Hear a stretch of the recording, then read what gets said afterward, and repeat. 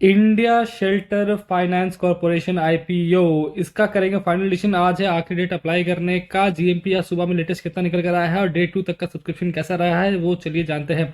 सबसे पहले सबसे इंपॉर्टेंट है जीएमपी। जीएमपी वो 155 रुपया चल रहा है। जीएमपी हल्की सी डाउन हुई 34% से, कह सकते हैं 170 रुपये से जीएमपी 155 रुपये हुई है। इतना तो चलिए, जिसे लिस्टिंग होगी उतना ही ऊपर नीचे हो जाएगा। 648 के आसपास लिस्ट हो सकती है।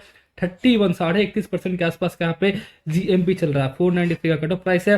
648 पे ये आईपीओ लिस्ट हो सकता है, यानी कि लिस्टिंग प्रॉफिट यहाँ पे ठीक ठाक नजर आ रहा है, क्योंकि अब ज़्यादा टाइम मिलेगा नहीं। मंडे को इसका अलॉटमेंट आ जाएगा, वेडनेसडे को इसकी लिस्टिंग हो जाएगी। तो ज़्यादा भी अगर गिरता है तो थोड़ा बहुत 20% के आसपास भी जीएमपी आ सकता है। ज़्यादा से ज़्यादा ये बुरा हो सकता है, 15% तक आ सकता है।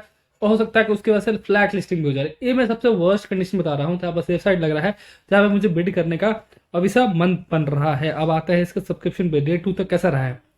यहाँ पर रिटेल कैटेगरी में आप देखेंगे 5.41 टाइम्स यहाँ पे एप्लीकेशन डाली गई है। Small H N I category में 9.86 टाइम्स एप्लीकेशन डाली गई है। बिग एच एन आई में 6.71 times. H N I category overall 7.76 times हुई है। क्यूआईबी कैटेगरी डे 1 डे 2 पे कम इंटरेस्ट दिखाती है, यहाँ पे भी वैसे नजर आ रहा है। 1 गुना के आसपास हो गया है। ओवरऑल आईपीओ ओवर सब्सक्राइब हो गया आज के दिन। यहाँ पे आपको तेजी से बढ़ता हुआ नजर आएगा, बाकी चीजों में भी तो बढ़ता हुआ नजर आएगा ही। अब आते हैं इसके पी रेशियो देखते हैं। 27.77 का इसका पी रेशियो है। डेप्ट टू इक्विटी रेशियो थोड़ा और कम हो सकता था। अर्निंग पर शेयर काफी अच्छा कंपनी का। अब आते हैं इसे पेयर से कंपेयर करते हैं, तो यहाँ पे आप देखेंगे पीयर्स जिसके चल रहे हैं। होम फर्स्ट फाइनेंस 37, आवास फाइनेंस 27 और एप्टेस वैल्यू 30 के आसपास चल रहा है इसका पी। तो उस हिसाब से कहा जाए ये आईपीओ ठीक ठाक अपने पेयर से, साथ ही साथ वैल्यूएशन पर कंपनी ला रही है। तो यहाँ पे जीएमपी चल रहा है ठीक ठाक ही रहेगा। थोड़ा बहुत आप लिस्टिंग प्रॉफिट यहाँ पे मिलेगा, क्योंकि सारे आईपी जो भी आए हैं बेटर देन एक्सपेक्टेड लिस्टिंग दिया है। जीएमपी से भी ऊपर का लिस्टिंग दिया है। Share market all time high पे है। अभी माहौल अच्छा बना हुआ, आईपीओ के फॉर्म में माहौल है। शेयर मार्केट में पॉजिटिव सेंटिमेंट्स बहुत ज़्यादा है। तो जीएमपी अच्छा इसी वजह से थोड़ा बहुत चल रहा है, और उससे भी बेटर लिस्टिंग हो रही है।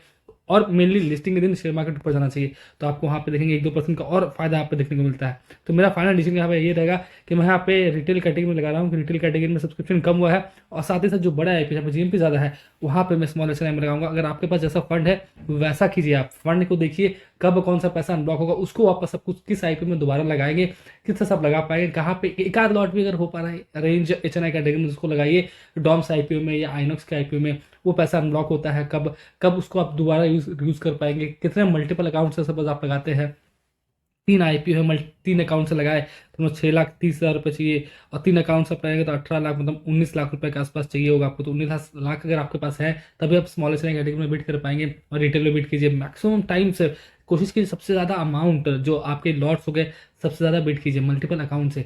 चांसेस सबसे ज़्यादा होता है, मतलब नंबर ऑफ एप्लीकेशन ज़्यादा से ज़्यादा हो, ताकि आपको रिटेल कैटेगरी में भी मिले। क्योंकि जीएमपी यहाँ पर अच्छा चल रहा है, आपको फायदा बन जाए वहाँ पे। यहाँ पे भी आप देखोगे आराम से 4-5 का फायदा बन जाएगा। तो थोड़ा थोड़ा ही आपके पैसे बनते रहे धीरे धीरे। 4 से 5 दिन का टाइम लगता है, और एक हफ्ते में पैसे आपके अकाउंट में भी आ जाते हैं। तो उतना टाइम लगता है, आप 5,000 रुपये कमा ले तो बेटर है, ना कि ज़्यादा लालच करो। चेन्नई कैटेगरी में सबको बीट करे, जहाँ पे एप्लीकेशन ज़्यादा जा रही है। यहाँ पे देखेंगे आप एप्लीकेशन ज़्यादा है। डॉम्स के आईपी में कम गई है, रिटेल की कैटेगरी में ज़्यादा गई है, इसलिए क्योंकि रिटेल कैटेगरी में सिर्फ 10% का रखा गया है, और एच में 15%। यहाँ पे 35% है रिटेल में और 15% है एच में, इसलिए यहाँ पे रिटेल में जा रहा है। एप्लीकेशन का मैं आप रिटेल में डालिए, डॉम्स में डालना है तो एच कैटेगरी में आप डाल सकते हैं।